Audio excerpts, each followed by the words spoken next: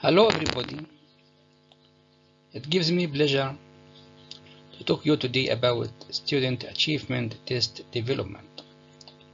In my opinion, it is important topic for any teacher who wants to be efficient or who wants to be successful. Now let's start.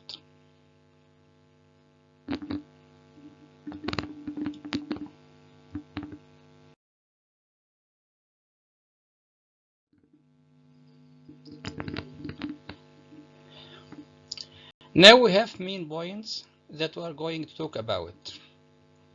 The main points are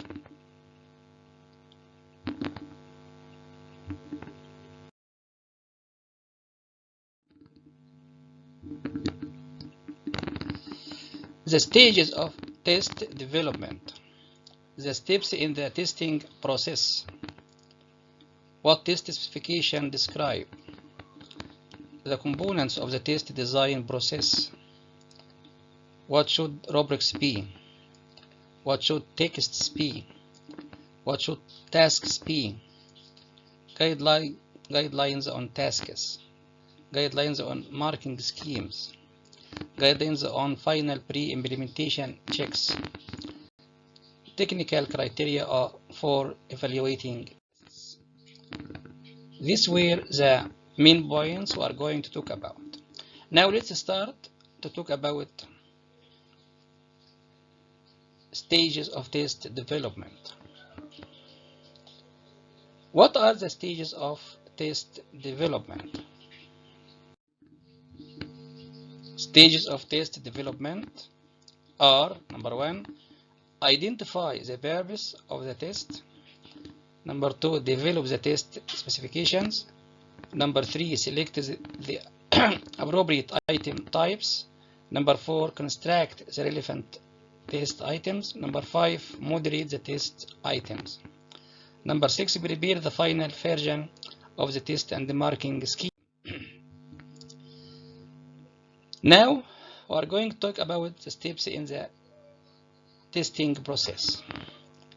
What are the steps in the testing process? The steps are: administer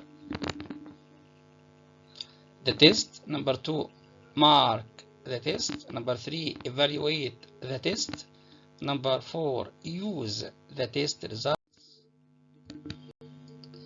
Now it's very important to know what is meant by test specifications. What do test specifications describe?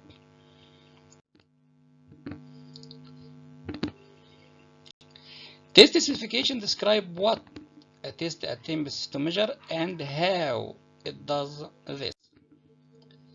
Now we are going to talk about the component of the test design process. What are the components of the test design process? We have many items.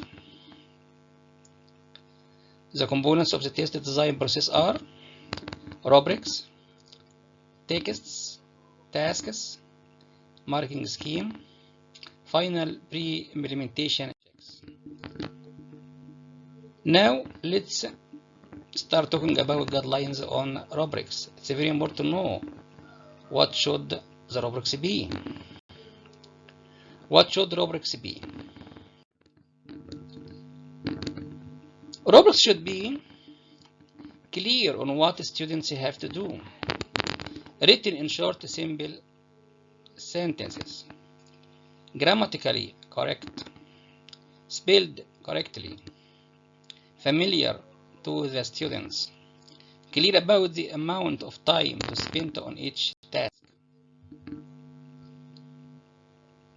Now we're going to talk about guidelines on texts of reading and listening. What should texts be?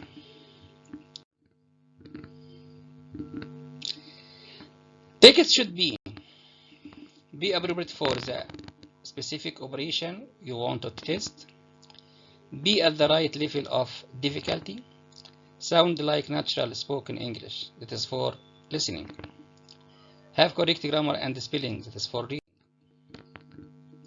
Now let's start about guidelines on tasks. What should tasks be? Tasks should be at the right level of difficulty. Tasks should be clear on what each item tests.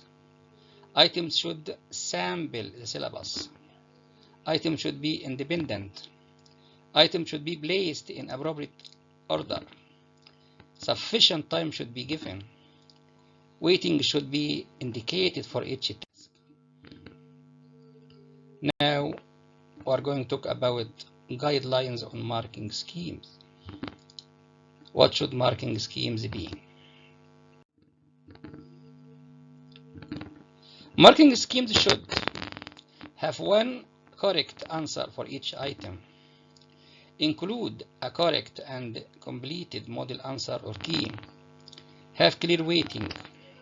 Make it easy to compute marks. Include the pass score. Help marking and markers to be as reliable as possible. Now we are going to talk about guidelines on final pre-implementation checks. What are final pre-implementation checks important?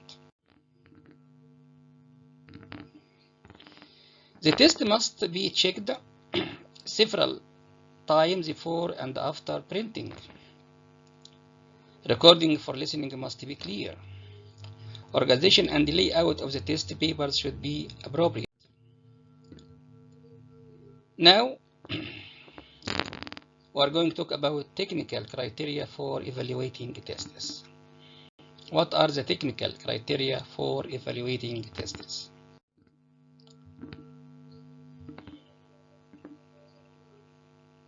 The technical criteria for evaluating tests are validity, fairness, and reliability. It's very important to know what is meant by validity, what is meant by fairness, and what is meant by reliability. What is meant by validity?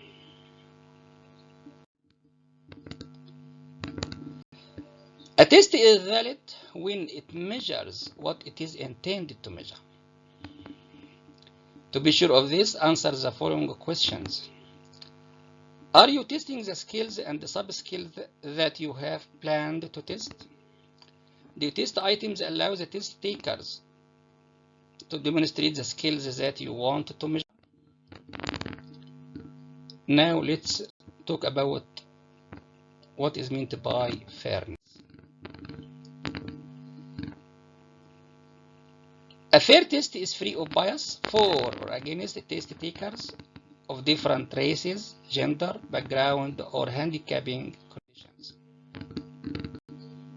Now, let's talk about what is meant by reliability.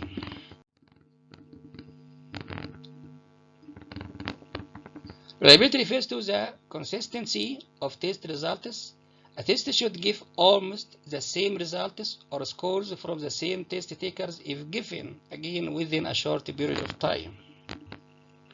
Reliability also includes consistency in scoring a test.